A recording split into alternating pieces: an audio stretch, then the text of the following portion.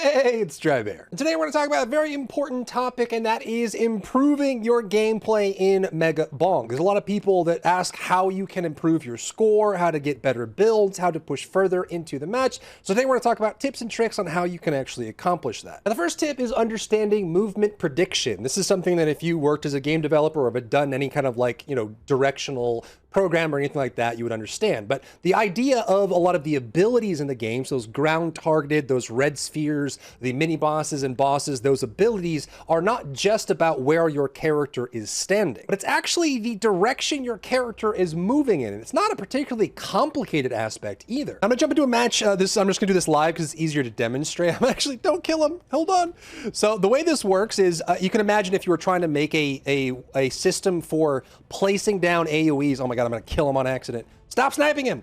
So if you see how that spawned? When you place down AoEs or you're trying to predict a way to hit the player, the dumbest way to do it is to place it directly on the player, right? Because then they're just, especially in a game like this, where you're constantly moving around, you're gonna be walking out of that AoE as soon as it happens. I need to try and stay far enough away from him.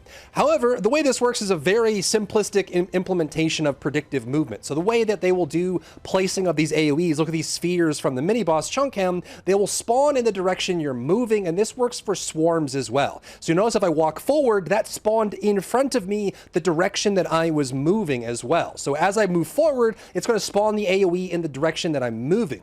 And a lot of things that I see from players that are new to the game, they don't realize this, is they'll keep their movement direction static. They won't try to adjust it or change it or move it around. And this is true for swarms as well. So you'll notice that if I go in a circle, when it spawns the AoE, it's going to spawn closer to me. If I were to move moving different directions, it will actually start pushing it in the direction you're going. So it's actually super important that you change directions constantly so you can actually avoid the AoEs. And since we're in a swarm, it's easier to show this as well. The swarm will spawn enemies again in the direction that you're moving. So a lot of times I see players just kind of moving in one direction and then they walk into AoEs or they get stuck. The best thing you can do is constantly change directions and move your character in different motions, because that will help you avoid the AoEs on the ground. And again, this is true for swarms as well. When swarms spawn, they will typically spawn in the direction that you're moving. So if you want to try and create a more uniform direction on the swarm, oftentimes you'll want to change directions or even move in a circular motion, because that will spawn the elements of the swarm in the direction you're moving and spread out the swarms so you're not completely surrounded here. So instead of just kind of moving like this, oftentimes you want to use your WASD to change directions constantly, because the game is tracking your direction of movement to decide where to spawn those AoEs, where to spawn those enemies. And if you're moving in simple directions or you're just holding forward, I'm probably going to die here. So if I move forward and the enemy spawns, I'm going to walk right into it and I'm dead. That's super important. So changing your directions is huge. Next tip I want to talk about is managing your time. So a big thing about Megabonk is you have this kind of scaling curve of how strong enemies get, how strong the mini bosses get, and how much time you have left in the stage you're on. So managing that time based on how much power you gain from that stage before moving on is massive. So you really want to make sure that you're exploring as much of the map, moving around, grabbing all of the charge shrines so you get bonus stats, make sure you're grabbing chests and gaining gold, so you're kind of keeping that motion going. Now, this has a little bit of a caveat because some of the starting weapons are a little bit weak, their power curve is really slow at first. So things like Aura or the freeze boots or things like that, because they're so constricted, you're not going to be killing fast enough to be able to keep up with that. So you may want to start at the very beginning, depending on your starting weapon and your character. Maybe you got to start by killing a couple mobs or a couple waves, just so you can get some XP, get 2 or 3 levels, so you gain some power, so you're actually killing enemies as you go along. But it's important to space out your time so you're moving around the map, picking up buffs, picking up shrines, and gaining as much value out of that map as you possibly can before you have to move on, because all of it is just a resource. Which I would think about this in this way. Think about the curve of the strength of the enemies over time. As you go through time in the match on each stage, enemies will continually get stronger and stronger. Their HP values will increase, their volume, like the number of mobs increases, and you want to make sure that your kill potential, your kill rate, is matching or exceeding that. And you kind of have to feel it out as you're going. We want to make sure that you're increasing your character's strength as efficiently as you can, because if you're not using up all the resources you have on a stage, you're going to start falling behind. And on that note, another really big tip is that you can have enemies follow you. This is something that I see new players do, like watching live streams and videos and things like that. The thing is, enemies don't vanish, they don't go away, and if you get too far away from them, they'll teleport to you. So mini bosses, big bosses, whatever you want to say, if you get too far away from them, they will teleport, like despawn and respawn right next to you. So some things that I see new players doing is they will spawn a challenge enemies with a challenge shrine, or they'll see a mini boss, and then they'll spend 2-3 minutes killing those challenge targets, killing the elites, or killing the boss, when they could have been moving around the map, chipping away at them over time. Because again, as you fight these characters, if you get too far away, they'll come with you. And so you can manage that time better by spawning the challenge enemy and then just keeping them up with you, like letting them come together. Also keep in mind that even if there's like, currency on the ground, XP, gold, that sort of thing, as you move around, if you pick up any magnets that drop from power-ups, magnet shrines, or if you finish the final boss, everything you left behind is now going to be gathered to your character and brought to you. So if you're spending a lot of time picking up XP tokens and gold tokens around the map, it's going to hurt you really bad because you're not getting all of the shrines and chests and value you get from the map that would make you stronger in that time period. So what I like to do, especially when I'm trying to push a high score, is I will spawn the challenge enemies, let the mini boss spawn, but I keep moving and exploring the map to gather as much power as I can, knowing that if I get too far away from them, they'll teleport to me and keep up with my movement. The next thing I want to talk about is the importance of scaling versus base value. So I paused this here so you can see how like you have two tomes, and at the very bottom you have the base damage of the weapon for the fire staff here. This is a fox run, whatever. So you have the base damage there.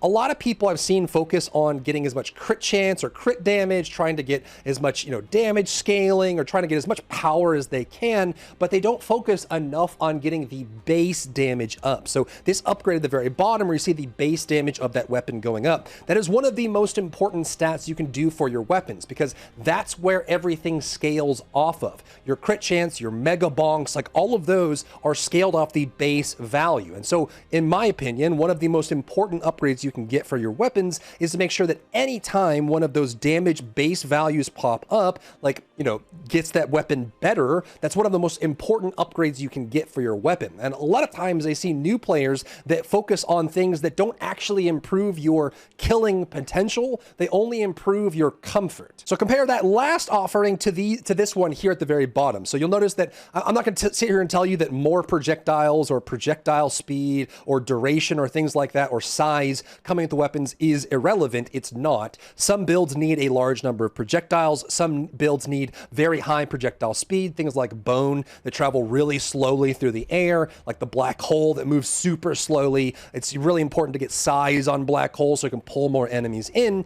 But I see a lot of people that end up choosing these weapon upgrades that don't always result in a higher kill potential that could have been a different upgrade altogether. So if you're constantly picking projectile speed or like projectile count or duration or things like that, which will give you an overall value increase, but it's not as high as some of the other choices that you have, choosing these needs to be more a part of the equation of, do I actually need this right now, or could I find other options? So for example, if you had a crit chance tome or a damage tome, in a lot of cases projectile speed will lose to those options because eventually your projectiles will reach the target. It will make you more efficient at killing, but it's not going to give you more damage output. And so a lot of people run with these builds where they pick like projectile speed over and over and over and over. Then they get to the boss at the end and they can't kill it because their overall damage throughput is too low because they chose comfort options that make it feel better, but don't actually improve your damage throughput, which is important. Next, let's talk about scaling. So this is something that you learn as you on your 10th, 20th, 30th run through Megabonk, you start to realize that it is kind of like, again, the game difficulty is scaling linearly over time. As time goes on, enemies get stronger. You need to be able to scale with it. So a lot of the best, like highest leaderboard clears in Megabonk right now rely a lot on stats that scale well over time. Two of the most important ones are XP gain and luck. In fact, a lot of people prefer to run an XP tome and or a luck tome. Reason being is that more XP means more levels. You're increasing the implicit passive of your character faster. You're also getting more choices over time as well because you're leveling up more often, which means you get those upgrades more often. And luck is the same way. When you level up or choose something from a chest or unlock a Maui statue or things like that, the rarity matters a lot because a single level for a stat that you get from a charge shrine or a single level on a tome or a weapon is just a single level. It's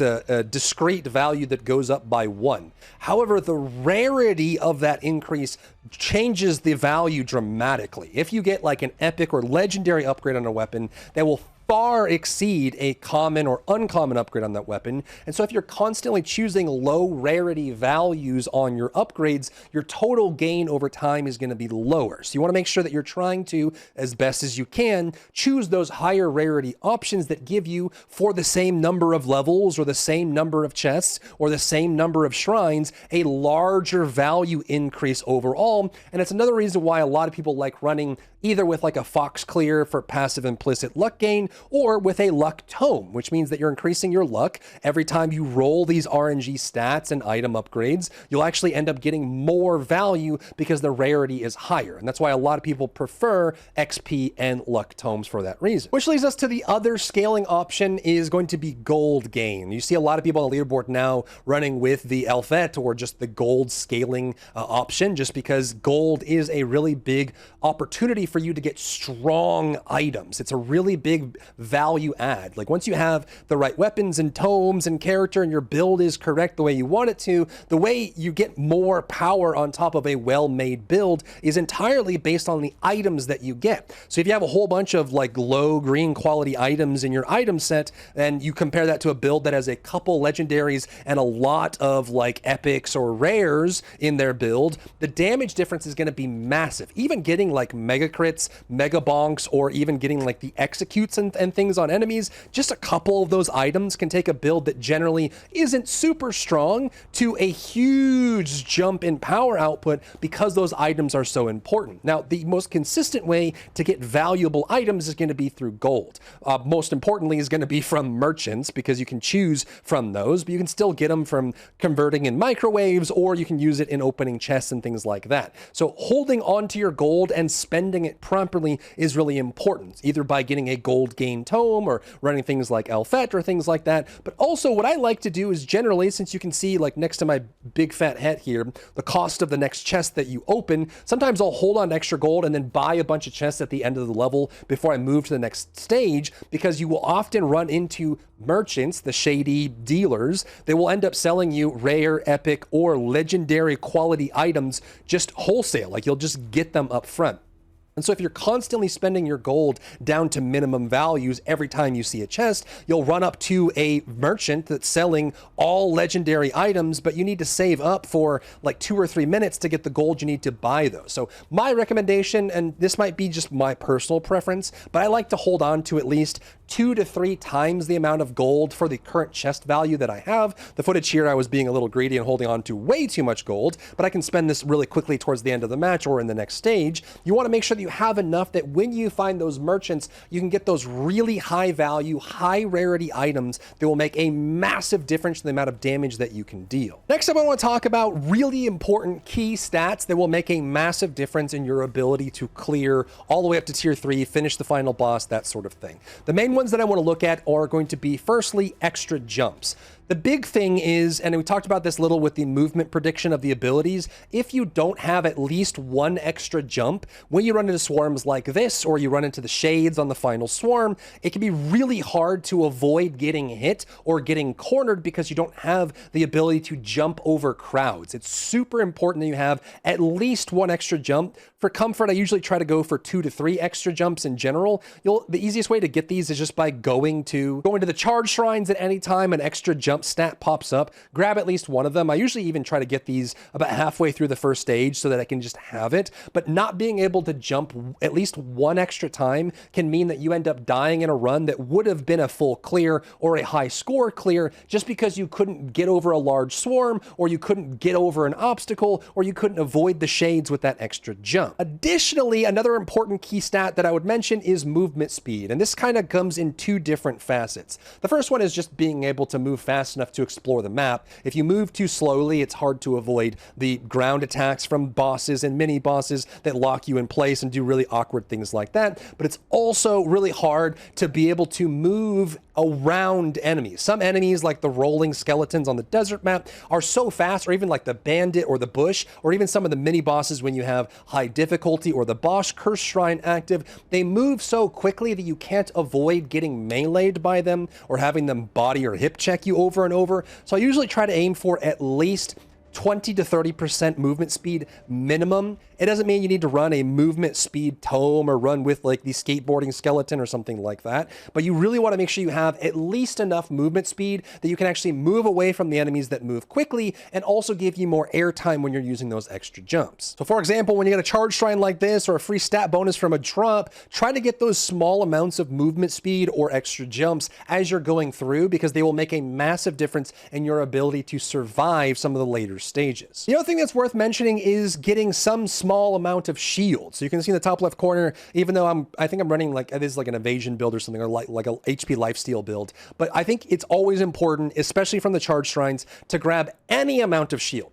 The main reason for this, if you didn't know this already, is that shield does not have any overkill. Magic the Gathering fans know this as trample, but the idea that when you take damage when you have a shield up, it won't overkill the shield, which means if you have one shield value and you get hit for 500 damage, it's still going to only take one, because the damage from the shield does not overkill into your HP, which means that having any amount of shield gives you a one-hit protection. It means that if you get hit by a boss or a really big monster, you can actually save yourself a lot of grief, because you can eat that single hit and then let the shield recharge. Even if you have a very small amount of shield, most of the runs I run late, I usually grab at least like 5 shield as possible, because that can help you with being able to survive those single hits and can sometimes save your run if you get hit by a really large attack. Next up is a relatively small tip, but I've seen a lot of people complain about not being able to find the boss portal or be able to play around it. And I've seen a lot of people, and this has happened to me many times too,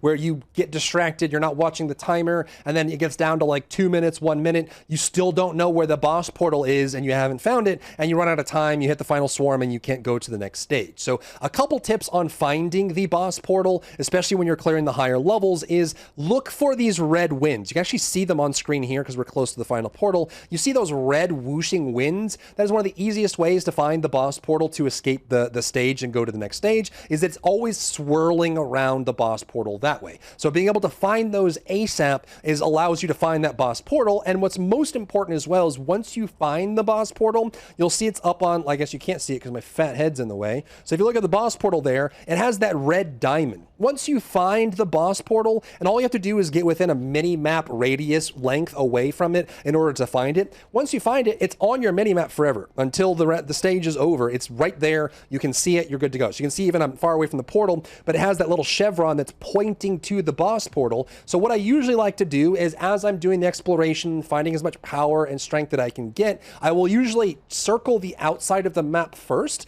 and try to find the boss portal. Once I find it as soon as possible, getting shrines and things along the way, and I know that it's on my mini map, then I go to the center of the map, which is shorter distances than the outside. And then once you know where it is, you get the rest of the shrines, you get the rest of the chests, look for merchants, get as much power as you can, and then you know where the boss portal is. And based on how much power your build currently has, you can kind of guesstimate how long it's going to take to kill the boss, so you can be efficient with your time and then move on to the next stage. Which is actually another great point, and I want to kind of like push this, because there's definitely been runs that, like, I had runs where I struggled really hard on stage 1 and stage 2, and then I ended up killing the boss because I was able to make up for the lacking areas of my build by the time we hit stage 3 in order to clear the boss there. And so you kind of have to figure out and gauge based on what kind of build you're running, how fast it has DPS throughput for a single target, and then use that as a basis for when you start the boss portal. So a big thing that I know a lot of new players may not realize, if you look at the top timer at the top of the screen, that 4 minutes 50 seconds,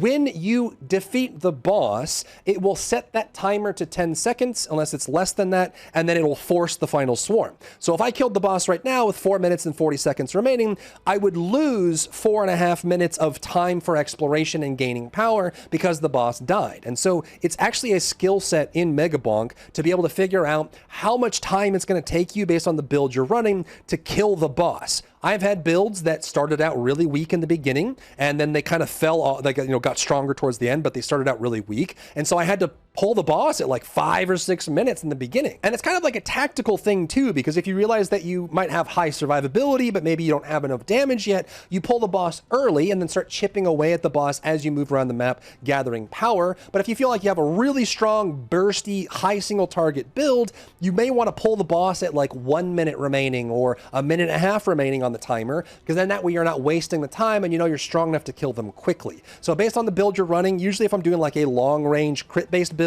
that has high single target damage, I'll pull the boss really late in the timer. But if I'm running like an aura build or a melee build or something like that, or I'm running like a chunkers build or something, I know it's going to be a little bit harder to keep up damage on the boss just because my range is limited. And so I'll end up pulling the boss like earlier in the run, sometimes 5 or 6 minutes left on the timer, so that I can start chipping away at the boss, knowing it's going to be slower. And then when I get into stage 2 and stage 3, I know I can increase that damage output further. So managing your time on when you pull the boss versus not is massive for your ability to clear. Next, I want to talk about the current state. I mean, they changed this. It used to be that when you went into the tier 3 for the boss, you would lose all of your weapons except your starter weapon. Now, every time you clear the shield shrines, you end up gaining 1 weapon back per phase, which helps you with that. But one thing that I noticed, especially when you're learning the game, is that when you finally get to tier 3, you didn't realize that you're going to have to use your starter weapon to get through the first phase of the tier 3 boss, which means that you need to actually plan for that. And a lot of the builds where